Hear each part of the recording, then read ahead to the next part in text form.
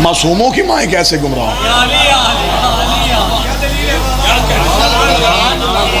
अल्लाह ने जनाबे नूह को साहिब औलाद किया, बेटा नूह का था, तरबियत माँ ने की, माँ ने तरबियत गलत कर दी, बेटा गुमराह हो गया।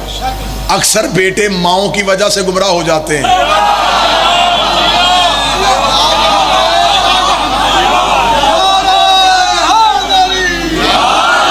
और यही वजह है कि विलायत अली शजरे में जो होती है ये माँ की शराफत की वजह से होती है।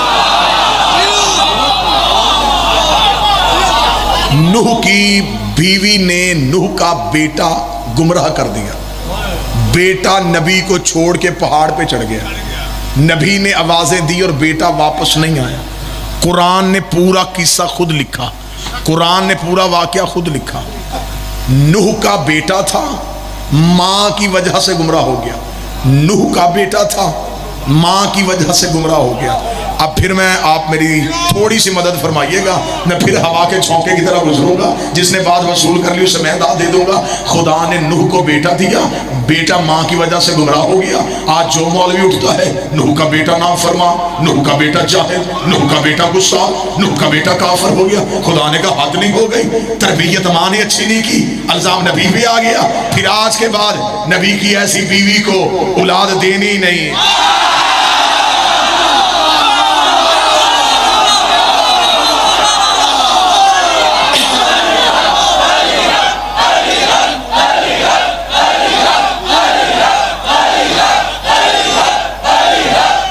सारे बोलो मिलके बोलो हैदरी आल।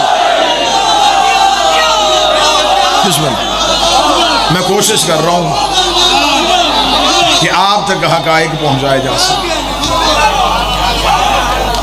हुक्म था सादात का, मैं हाजिर हो गया, तबीयत इस काबिल नहीं, लेकिन मैं कोशिश कर रहा हूं कि आप तक धीमे लहजे में भी हकायक पहुंचाए जा सके।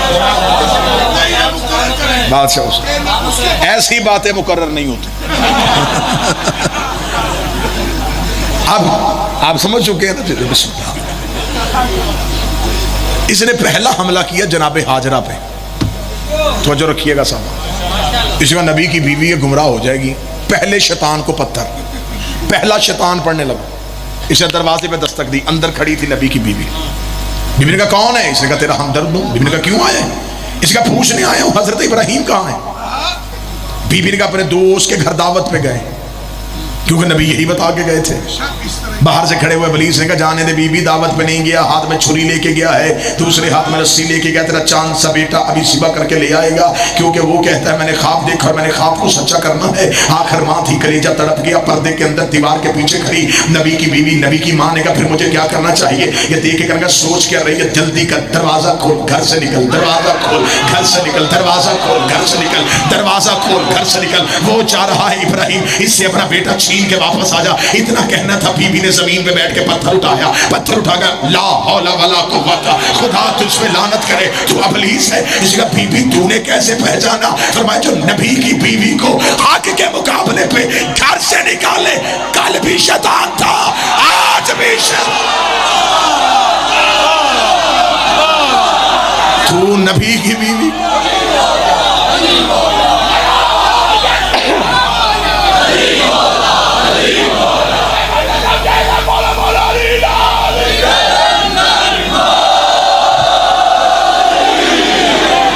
तूने नबी की बीवी को हक के मुकाबले पे, बादशाह हुसैन इज्जत शहजादी ने हाथों को सलामत रखे, तूने नबी की बीवी हक के मुकाबले पे निकालने की कोशिश की, तू इंसान नहीं है। अब जब हाजी पहली दीवार पे पत्थर मारते हैं तो वो सिर्फ शैतान को नहीं लगता, हर उस किरदार पे लानत होती है जिसने जिस दौर में जिस भी नबी की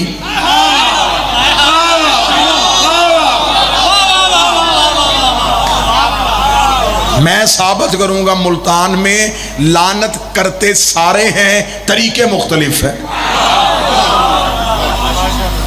अब जब उससे आगे गए तो इससे अगला हमला क्या हुआ? इससे अगला हमला तब इसने किया जब حضرت ابراہیم حضرت اسماعیل کو لے کے قربان گاہ کی طرف بڑھ رہے تھے، یہ پیچھے سے آیا، پیچھے سے آ کے ابراہیم کے ساتھ ساتھ چلا۔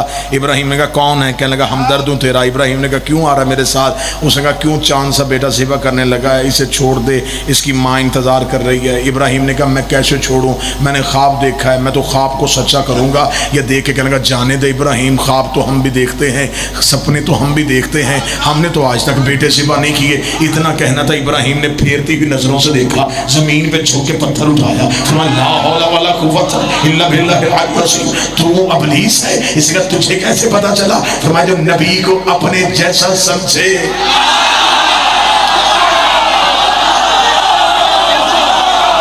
تو برابری کر رہا ہے نبی کی، تیری اور میری خواب ایک جیسی، تیری اور میری نو ایک جیسی، تیرا خواب اور میرا خواب اور، تو ابلیس ہے۔ اب جب دوسری دیوار پہ حاجی پتھر مارتے ہیں تو وہ صرف دیوار پہ نہیں لگتا، ہر اس کردار پہ لعنت ہوتی ہے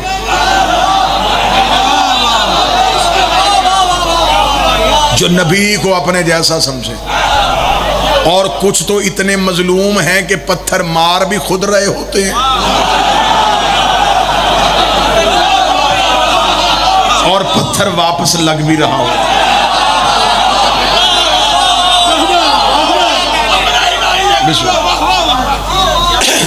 اب اس نے تیسرا اور آخری حملہ کیا حضرت اسماعیل پہ۔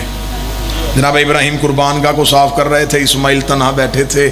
اسے بچپن کا نبی تنہا ملا، یہ قریب آ کے بیٹھا، بیٹھ کے دیکھ کے کہنے لگا اسماعیل تھوڑی دیر بعد تیرا بابا تجھے ذبح کر دے گا، ماں انتظار کر رہی ہے، جلدی کر گھر چلا جا۔ جناب اسماعیل نے کہا اگر میں بابے کو چھوڑ کے چلا گیا تو پھر بابا کیا سوچے گا؟ اس کا جانے دے، تیرا باپ ضعیف ہو گیا ہے، بڑھاپے میں ذہن صحیح فیصلے نہیں کرتا۔ اتنا کہنا تھا، بچپن کے نبی کو جوانی جیسا جلال آیا، جلال آنا تھا، اس نے دیکھا جناب اسماعیل نے زمین سے پتھر پکڑا، لا حول ولا قوت، خدا تجھ پہ لعنت کرے، تو ابلیس ہے۔ اس نے کہا تیری ماں نے پہچانا چپ رہا، تیرے باپ نے پہچانا چپ رہا، تو بچہ ہے۔ اسماعیل نے کہا تجھے نہیں پتا نبی بچپن میں بھی نبی ہوتا ہے، نبی بچپن میں بھی نبوت کے درجے میں فائز ہوتا ہے۔ اس نے کہا تو نے کیسے پہچانا؟ فرمایا جو نبیوں کے دماغ میں شک کرے، کل بھی شیطان تھا آج بھی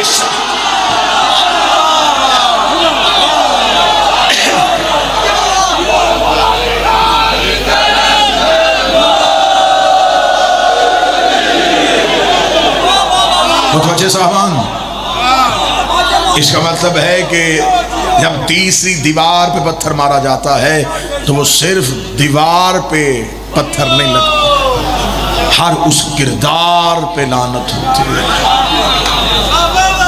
جس نے جس دور میں جس بھی اللہ کے معصوم نبی کے دماغ پہ۔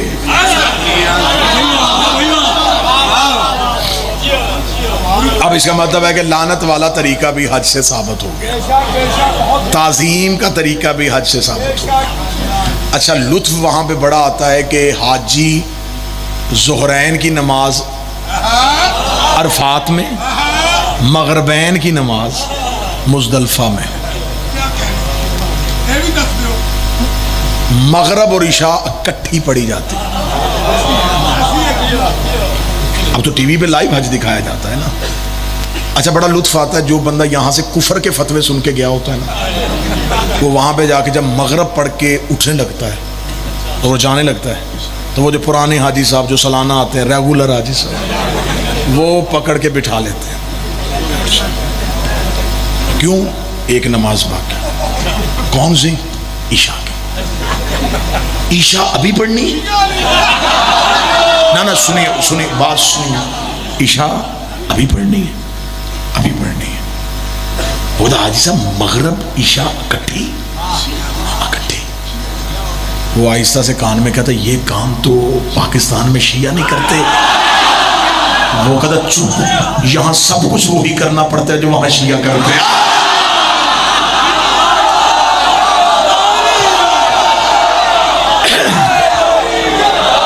کیونکہ جس نے بنایا تھا وہ ابراہیم بھی شیعہ،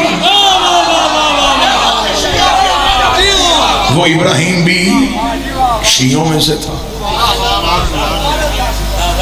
اچھا اس کا مطلب تعظیم بھی حج سے ثابت، تبرہ بھی حج سے ثابت۔ عبادت بھی حج سے ثابت، سنتوں کو زندہ کرنا بھی حج سے ثابت۔ چلیں اگلے اعتراض کا اور جواب دے دیتے ہیں۔ بندے آتے ہیں مجلس میں، مجلس سنتے ہیں، مجلس سننے کے بعد چلے جاتے ہیں، رستے میں عزادار روک روک کے کہتے ہیں جی سبیل سے پانی پی لیں، لنگر خانے سے لنگر کر لیں۔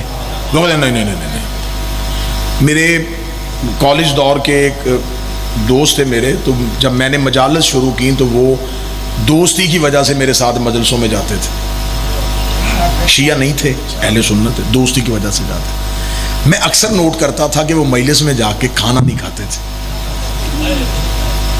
یہ میرے ساتھ ہوا واقعہ ہے، آپ میں سے اکثر کے ساتھ ایسا ہوا ہوگا۔ میں نے ان سے ایک دن پوچھا، میں نے کہا کہ آپ مجلس میں کھانا کیوں نہیں کھاتے؟ اس نے کہا جی مجھے بزرگوں نے بتایا کہ جو بندہ شیعوں کا لنگر کھاتا ہے وہ کبھی نہ کبھی شیعہ ہو جاتا ہے۔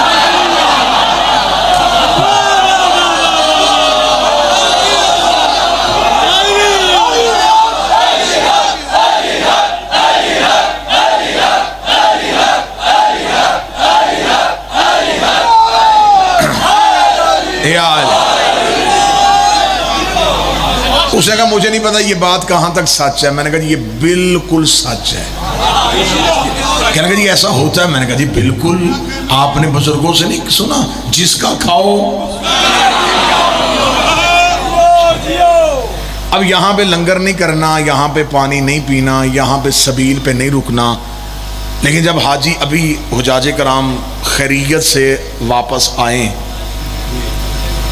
ابھی تو حج ہوگا، پھر حج سے واپس آئیں گے اور اللہ سب کو ہی خیریت سے لے کے آئے، ورنہ جتنے رونے کے مناظر ایئرپورٹ پہ دیکھے جاتے ہیں جب حجاج کرام کو روانہ کیا جاتا ہے، وہ تو اس لیے ہوتا ہے کہ ہمارے ہاں ملک میں پاکستان میں ایک روش، ایک رواج ہے کہ حج میں دوسرے ملکوں سے جو بھی فلائٹیں آئیں وہ ماشاءاللہ سارے صحت مند ہوتے ہیں۔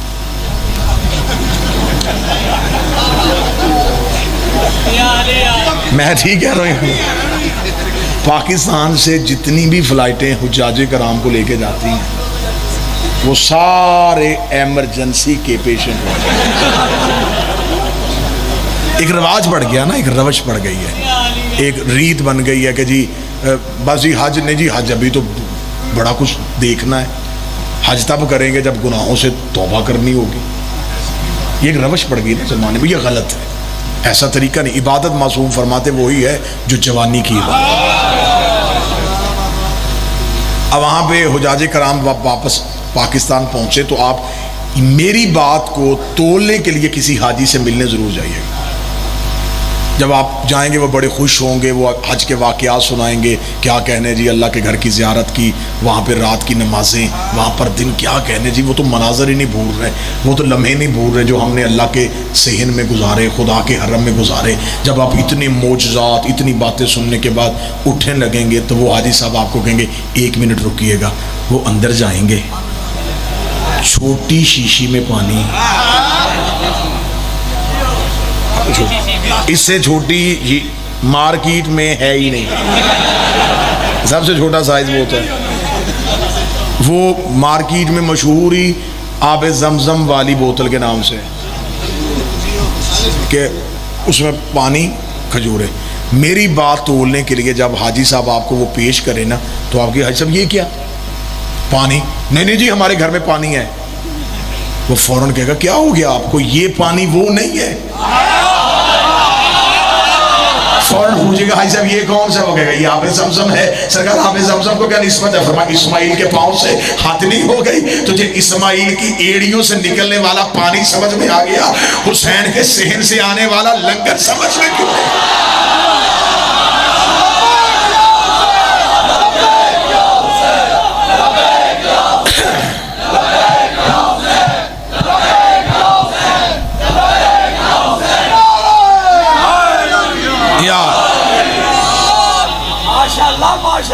حضرت ابراہیم نے حضرت اسماعیل کو لٹایا، لٹانے کے بعد حضرت ابراہیم نے حضرت اسماعیل کی گردن پہ چھری رکھی۔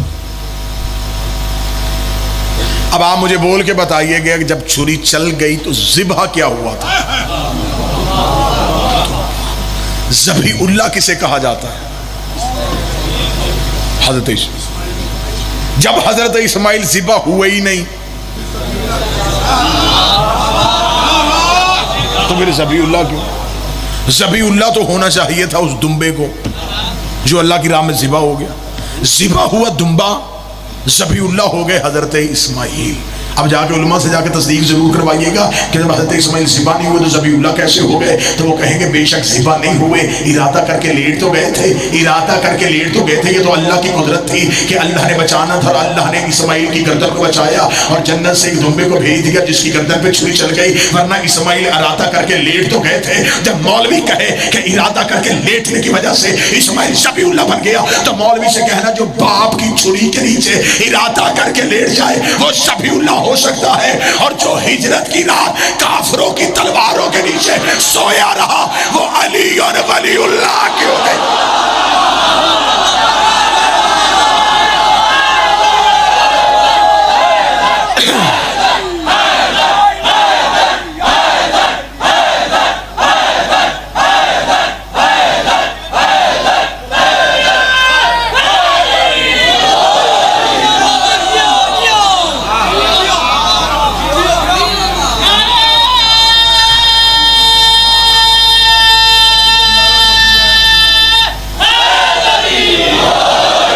اسماعیل کے سامنے ایک چھری باپ کے ہاتھ میں، علی کے سامنے تلواریں کافروں کے ہاتھ.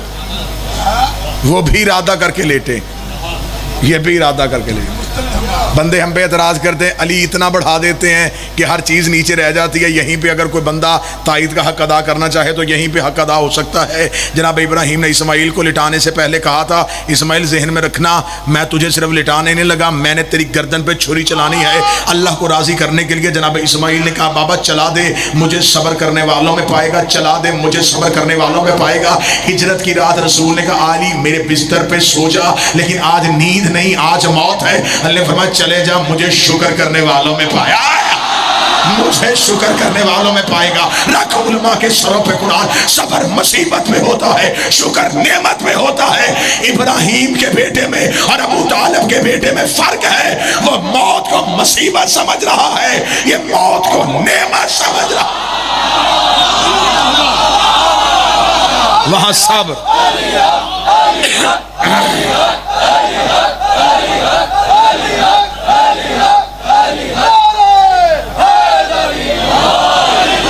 وہاں مصیبت یہاں نعمت. اب جناب ابراہیم نے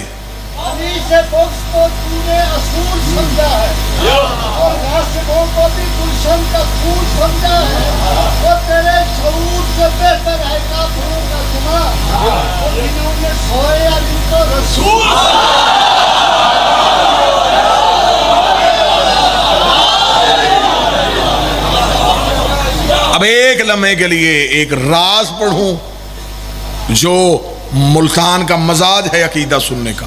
توجہ صاحبان کیجئے تاکہ یہاں سے ہر کسی کی اپنی اپنی بھوک پوری ہو سکے. یہ دلائل تھے جو میں نے قوم کے نوجوانوں کے حوالے کرنے تھے جن کا مناظرہ ہر روز گلی کوچے چوراہے کسی نہ کسی سوشل میڈیا پہ کسی نہ کسی طریقے سے ہوتا ہے. لہٰذا میں نے ان کو ان سوالوں کے مطابق جواب دیے کیونکہ ہم نے جہاں سے خیرات لی ہے علم کی قبلہ مبلغ اعظم مولانا اسماعیل اعلی مقام ہو، خدا کروٹ کروٹ پہلو حسین میں جگہ عطا فرمائے. میری دھرتی کو یہ اعزاز حاصل ہے کہ میری دھرتی پہ وہ مرد قلندر سویا ہوا ہے جنہوں نے ایک جگہ پہ مناظرہ کرنے گئے تھے اور مناظرے کا موضوع تھا جنازہ رسول اور حق بطول. یہ موضوع تھا، یہ ٹاپک تھا مناظرے کا. یہ باتیں ممبر سے اس لیے کی جاتی ہیں کہ یہ باتیں اب کتابوں میں نہیں چھپنی، یہ باتیں سینہ بسینہ چلنی. یہ اس نسل کی امانت ہے جو میں آپ کے حوالے کرنے لگا. قبلہ مبلغ اعظم مولانا اسماعیل صاحب، قبلہ نقوی صاحب توجہ فرمائیے گا. گئے مناظرے کے لیے. مناظرے کا موضوع جنازہ رسول حق بطول. رسول کا جنازہ کس نے پڑھا، کس نے چھوڑا، اور رسول کی بیٹی کو حق سے کس نے محروم کیا. یہ دو موضوع تھے مناظرے کے. وہ دور بڑا اعلیٰ ظرفی کا دور تھا، کھلے عام مناظرے ہوتے تھے. اب تو مناظروں پہ پابندی. قبلہ مبلغ اعظم مناظرے کرنے کے لیے بیٹھ گئے، مخالف ٹیبل بھی سج گیا، ادھر قبلہ مولانا اسماعیل بیٹھ گئے، ادھر مولوی بدل بدل کے آتے رہے.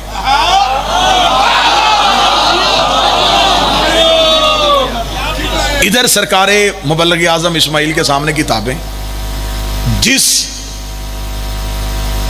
سوچ کا مولوی آئے قبلہ اسی عقیدے کی کتاب نکالے.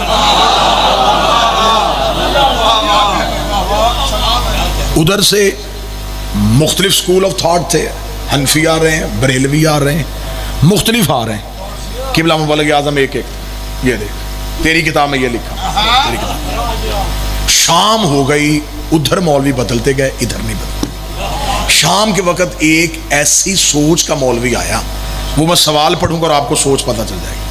وہ آ کے مناظرے کے ٹیبل پہ سامنے بیٹھ گیا. سامنے قوم لوگ بیٹھے ہوئے اور مناظرے کا فیصلہ ہونا. اس کا مولوی اسماعیل صبح سے لے کے جو مولوی آتے رہے وہ تیرے ساتھ کتابوں سے روایات دیکھتے اور دکھاتے رہے. نہ میں نے روایت دیکھنی ہے، نہ روایت دکھانی ہے، نہ آیت پڑھنی ہے، نہ آیت سننی ہے. میں نے کرنے ہیں تجھ پہ سوال، تو نے دینا ہے میرے سوال کا جواب، اور مناظرہ ختم. یہ بات ہونی تھی یا مجمع میں سکوت آ رہی ہوگی کہ لے جی اس نے کتنا بڑا دعویٰ کر دیا کہ کتاب بھی نہیں دکھانی اور سوال کے جواب میں مناظرہ ختم ہو جائے. مولانا اسماعیل نے کتابیں بند کی اور بند کر کے کہا سوال کر. اس کا مولانا اسماعیل اپنی قوم کے سامنے قرآن پہ ہاتھ رکھ کے پہلے یہ بتا کہ تم شیعہ نبی کو زندہ سمجھتے ہو؟ مولانا اسماعیل نے کہا ہم سمجھتے ہیں. زندہ ہے نبی؟ فرمایا زندہ ہے. پھر سوچ لے، زندہ ہے نبی؟ مولانا اسماعیل نے کہا کس بات پہ؟ جب میں نے پہلی بار کہہ دیا زندہ ہے تو پھر زندہ. ہمارا عقیدہ ہے نبی زندہ ہے. اس کا بند کر کتابیں، اٹھا گٹری، واپس چل، تیرا مناظرے کا موضوع ہی ختم ہو گیا. جب نبی زندہ ہے پھر زندہ کا جنازہ کیوں؟ جب نبی زندہ ہے تو زندہ کا ورثہ کیسا؟ میراث تقسیم ہوتی ہے مرنے کے بعد، جنازہ ہوتا ہے موت. زندہ کا جنازہ بھی نہیں ہوتا، زندہ کی میراث. میں مناظرہ کرنے کے لیے تیار ہوں، لیکن پہلے قوم کے سامنے اقرار کر کہ نبی زندہ نہیں. کیسے کیسے لوگ دنیا سے چلے گئے جن کی قبریں ہمارے جسموں سے زیادہ مہنگی ہیں، جن کی گلی گلی میں چننے والی خیرات آج ممبروں سے بول رہی ہے. ان لوگوں میں اور آج میں فرق یہی تھا، ان کا مذہب شیعہ تھا، پیشہ شیعہ نہیں تھا.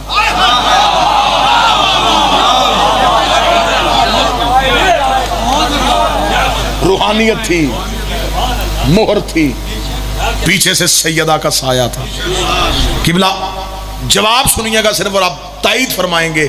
فقیر سید ہیں، عالم دین ہے، کہ یہ جواب جناب سیدہ کی عطا کے بغیر ہو ہی نہیں سکتا تھا. ایسا خطرناک سوال کہ مجمع میں جتنے شیعہ بیٹھے تھے ان کے حلق خشک ہو گئے. دشمنوں کے چہروں پہ مسکراہٹ آ گئی. پھنس گیا مولوی، اب جواب کیا دے گا؟ مولانا اسماعیل نے اپنے شاگردوں سے کہا اٹھاؤ کتابیں، بند کرو بکسوں میں، مناظرہ ختم.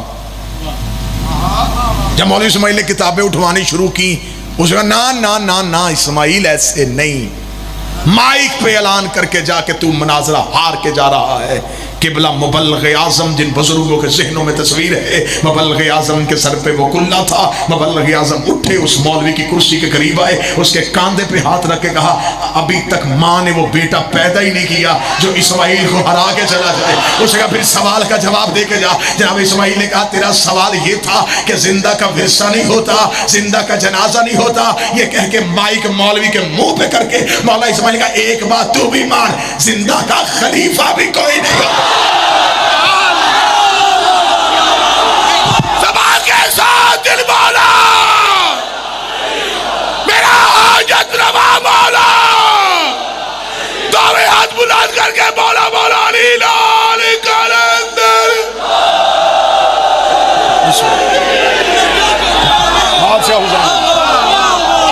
اگر زندہ کا جنازہ نہیں، زندہ کا ورثہ نہیں، تو پھر زندہ کی خلیفہ. خلافت تو واپس لے، صدق میں واپس لیتا ہوں.